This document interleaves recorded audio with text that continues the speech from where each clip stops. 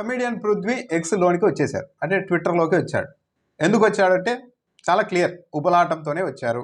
వైఎస్ఆర్ కాంగ్రెస్ పార్టీని గిల్లడానికే వచ్చారు, పడుకున్న వాళ్ళని లేపి తన్నించుకోవడానికే వచ్చారు. It's clear. ఆయన చెప్తూ ఉన్నారు డైరెక్ట్గా, వైసీపీ కోసమే నేను ట్విట్టర్లోకి వచ్చాను, ఇక్కడ నా భావ ప్రకటన స్వేచ్ఛను బీభత్సంగా ప్రదర్శిస్తానని చెప్పి మరీ వచ్చారు. కేవలం ఉబలాటమే కాకుండా వెనకలు ఎవరో ప్రోత్సాహం కూడా ఉంటుంది. జనసేన పెద్దల ప్రోత్సాహం ఉండవచ్చు. వెళ్ళు, వైసీపీ వాళ్ళని గిల్లు, వాళ్ళు మళ్ళీ నిన్ను గెలుతారు, నీ మీద అటాక్ చేస్తారు. ఆ ప్రయత్నంలో ఎవరైనా హద్దులు దాటి 2-3 కామెంట్లు చేస్తే గొద్దాలను చూపెట్టి, చూసారా నా తల్లిని తిట్టారు, నా భార్యని తిట్టారు, వైసీపీ వాళ్ళంతా ఇలాగే అని చెప్పి మళ్ళీ ప్రచారం చేయవచ్చు అని మరి జనసేన పార్టీ పెద్దలు ఏమైనా హామీ ఇచ్చారేమో. సరదాగా అయితే రాలేరు, వ్యక్తిగతంగా ఇండివిజువల్గా అయితే వచ్చి ఇలా ఒక సమూహంతో గొడవ పెట్టుకొని వాళ్ళంతా మీద పడితే దాన్ని చూసుకుంటుందాము, అసలు పని వదిలేసి అన్న ఉద్దేశంతో వచ్చి ఉండరు. పైగా అతడు ఒక నటుడు. అతడు వేదికల మీద మాట్లాడినందుకే వైసీపీ గురించి సినిమాలపైన నెగిటివ్ పబ్లిసిటీ జరిగింది, బాయ్కాట్ వరకు వెళ్ళిపోయారు, ఆ సినిమాని బాయ్కాట్ చేయాలని. ఇలాంటి ట్రాక్ రికార్డు ఉండి కూడా ఈయన మళ్ళీ ఎక్స్లోనికి వచ్చారంటే కేవలం ఉబలాటం, ఉద్దేశపూర్వకంగానే వైసీపీ వాళ్ళని రెచ్చగొట్టడానికి వచ్చారన్నది చాలా క్లియర్. ఇప్పటివరకు ఆయా సినిమాల వేదిక మీద పృథ్వీ మాట్లాడినప్పుడు ఆ సినిమాకు సంబంధించి మాత్రమే వైసీపీ వాళ్ళు నెగిటివ్గా ట్రోల్ చేయడం, ఆ సినిమాను బహిష్కరిస్తున్నామని చెప్పడం చేశారు.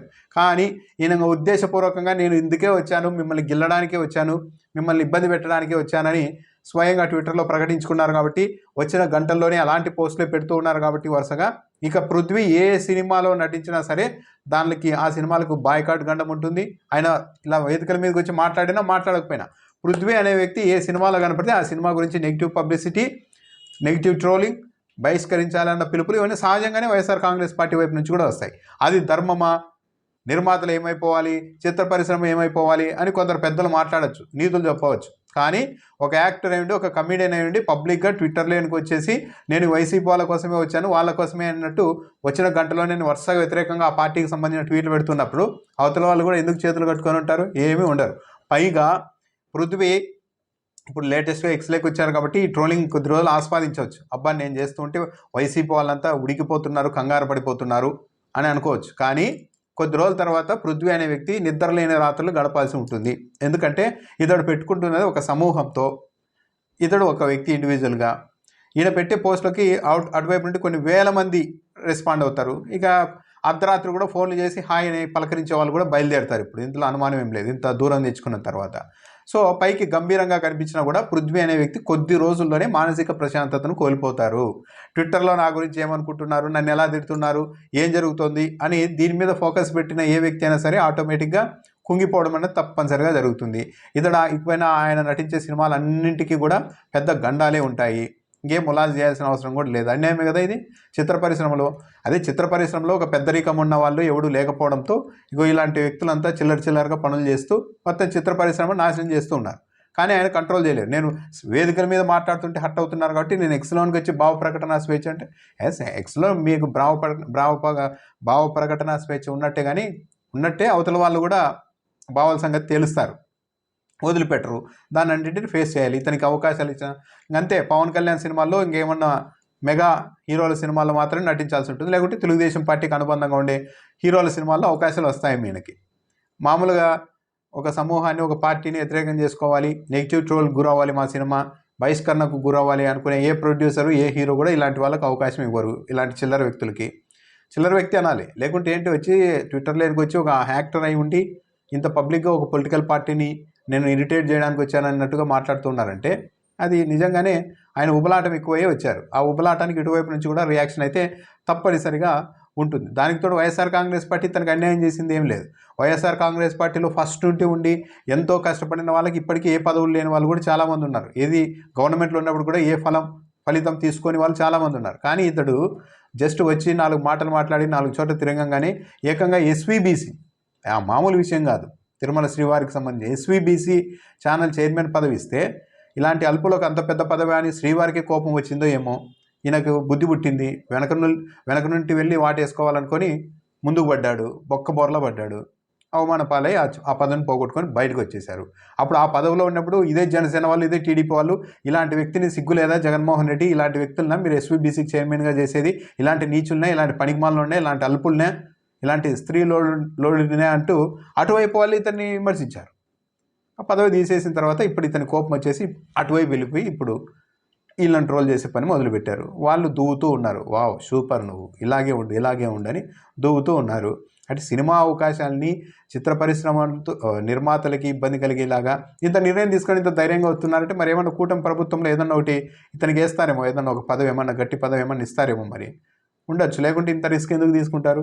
పైగా తాను ఏదో పెద్ద రాజనీతిజ్ఞుడైనట్టు, తను పెద్ద వ్యూహకర్త అయినట్టు ఒక ట్వీట్ చేసేశారు. కారుమూరి వెంకటరెడ్డి మార్గదర్శి కేసు గురించి మాట్లాడితే దానికి కౌంటర్గా కారుమూరి వెంకటరెడ్డి, మనం గతంలో కలిసే పనిచేసాం, నీకు వైసీపీలో ఉండడం ఇష్టం లేదన్న విషయం నాకు తెలుసు, నిన్ని సజ్జల రామకృష్ణారెడ్డి ఒక బలిపశువుని చేసేసాడు, నువ్వు రా, నేను కూటమిలో పెద్దలతో మాట్లాడతాను కావాలంటే అంటూ ట్వీట్ చేశారు. ఇంకా దానికి ఆయన కూడా వెంకటరెడ్డి కూడా చాలా తీవ్రంగానే స్పందించారు. పదవుల కోసం తల్లిపాలు తాగి అదే తల్లిని తిరిగి మళ్ళా లకారాలతో బూతులు తిట్టే వ్యక్తిని నేను కాదు. ఆ కూటమిలోనికి రావడానికి కొన్ని అర్హతలు ఉంటాయి కదా, ఆ అర్హతలు అయితే నాకు లేవు. పెన్ డ్రైవ్లో వీడియోలు లేవు నా దగ్గర. కిరణ్ రాయల్లాగా, దొండకాయ కిరణ్ లాగా రాసలీలు నాకు తెలియదు, వెనక నుంచి వెళ్ళి వాటేసుకోవడం నాకు తెలియదు, కాబట్టి నేను రాలేనులే అని ఆయన కూడా చాలా స్ట్రాంగ్గానే కౌంటర్ ఇచ్చారు. వెంకటరెడ్డికి కౌంటర్ అది. అంటే ఇలాంటి కౌంటర్లు ఇక కొన్ని వేలు ఫేస్ చేయాల్సి ఉంటుంది పృథ్వీ అతి త్వరలోనే. ఎందుకంటే అందరినీ గిల్లేందుకే వచ్చానని ప్రకటించుకున్న తర్వాత ఇక యువతల వాళ్ళ వైపు కూడా వదిలిపెట్టే ప్రసక్తి ఏమీ ఉండదు. వదిలిపెట్టకూడదు కదా, ఎందుకు అన్యాయం కదా. ఆయనే వచ్చి రండి చూసుకుందాం, నన్ను గిల్లండి, నేను మిమ్మల్ని గిల్లుతా, నాకు ఎక్కువ అయిపోయింది అంటున్నప్పుడు వీళ్ళు కూడా ఎందుకు టాలరేట్ చేస్తారు? చేయరు. ఏ సినిమా అయినా పృథ్వీకిపై ఏ సినిమాలో నటించినా దానికైతే నెగిటివ్ ట్రోలింగ్, బహిష్కరణలు ఇవన్నీ గ్యారెంటీగా ఉంటాయి. వ్యతిరేకం చేసుకోవడం, ఇతన్ని పెట్టుకోవడం అంటే ఒక సినిమాలో ఇక వైఎస్ఆర్సీపీ వాళ్ళందరినీ వ్యతిరేకం చేసుకోవడం, ఏ నిర్మాత అయినా ఏ హీరో అయినా. మొన్న లైలా సినిమా చూశారు, అఫ్కోర్స్ ఆ సినిమా కూడా బాగలేదు. అంతకుముందు గేమ్ చేంజర్ వచ్చింది, దానికి కూడా అలాగే అయింది. అది ఒక పార్టీ సినిమా లాగా దానికి ముద్ర వేసేసారు ఈ మహాన్ భావులంతా వెళ్ళి అక్కడ. ఇప్పుడు కూడా అదే చేస్తున్నారు పృథ్వీ. అయితే ఓవరాల్గా ఒకటైతే జరుగుతుంది, ఇలాంటి వాళ్ళు చాలామందిని రాజకీయ పార్టీలకు సంబంధించిన సోషల్ మీడియాలు చాలామందిని చూస్తూ ఉంటాయి. ఇతడు వచ్చి వైఎస్ఆర్ కాంగ్రెస్ పార్టీ సోషల్ మీడియాతో పెట్టుకుంటాను నేను అని ముందుకు వచ్చారు. గ్యారంటీగా ఒకటి మాత్రం నిజం, అతి త్వరలోనే పృథ్వీ అనే వ్యక్తి నిద్రలేని రాత్రులు గడపడం ఖాయం. ఎందుకంటే వైసీపీ వాళ్ళు ఏదో చేసేస్తారని కాదు, కానీ వచ్చి సోషల్ మీడియాలోకి వచ్చి అవతల వాళ్ళని నువ్వు గిల్లడం మొదలుపెట్టిన తర్వాత అటువైపు అంటే రకరకాలుగా టార్చర్ అనేది కూడా అవతల వాళ్ళు కూడా చూపిస్తారు కదా. నువ్వు వ్యక్తిగానే నీకు ఇంత టాలెంట్ ఉంది, నన్ను అవతల వాళ్ళకి గిల్లడం విషయంలో నాకు ఇంత టాలెంట్ ఉందని పృథ్వీ అనుకుంటున్నప్పుడు, అవతల వైపు కొన్ని వేల మంది సమూహం ఉన్నప్పుడు వాళ్ళ రకరకాల టాలెంట్ అంతా ప్రయోగిస్తారు పృథ్వీ మీద. అప్పుడు దాన్ని తట్టుకొని పృథ్వీ నిలబడతాడా లేదా అన్నదైతే చూడాలి. నిలబడడం కూడా సాధ్యం కాదు ఈయన వల్ల. ఇప్పుడైతే సినిమా వాళ్ళకు ఇబ్బందే, ఇలాంటి వాళ్ళ వ్యక్తుల వల్ల సొసైటీకి ఇబ్బందే, రాజకీయ పార్టీల మధ్య అనవసరమైన అన్రెస్ట్ సోషల్ మీడియాలో. ఈయన వ్యక్తిగతంగా కూడా వచ్చేది ఏమీ లేదు. ఇతను కేవలం ఉబలాటం ఎక్కువే వచ్చారన్నది అయితే చాలా క్లియర్. ఆ ఉబలాటానికైతే పరిష్కారం దొరుకుతుందో లేదో చూడాలి. మరి దీంట్లో ఏ విధంగా ఆయన సక్సెస్ అవుతాడో చూడాలి, ఏ విధంగా ముందుకు వెళ్తాడు అన్నది కూడా చూడాలి. లేకుంటే ట్రోల్ చేసి వాళ్ళతో కూడా ట్రోల్ చేయించుకొని మళ్ళీ చూసారా నన్ను ఇలా తిట్టారు అలా తిట్టారని మళ్ళీ విక్టింగ్ కార్డ్ ఏమైనా ప్లే చేస్తాడా? అలా చేయకూడదు. ఎందుకంటే నేను వైసీపీ వాళ్ళ కోసమే వచ్చాను ట్విట్టర్లో అని చెప్పుకుంటున్న పృథ్వీ, వాళ్ళ సంగతి తేల్చడానికి వచ్చానని ఇండైరెక్ట్గా చెప్తున్న పృథ్వీ అవతల వాళ్ళ నుంచి కూడా వచ్చే దానిని ఎదుర్కొని నిలబడాలి. కానీ విక్టింగ్ కార్డు, గుక్కపెట్టి ఏడవడాలు ఇలాంటివి చేయడం చేతగాని తన కిందికి వస్తుంది. చూద్దాం మరి ఎంత రోజులు పృథ్వీ అన్న వ్యక్తి ఇలా నిలబడతారు అన్నది చూడాలి.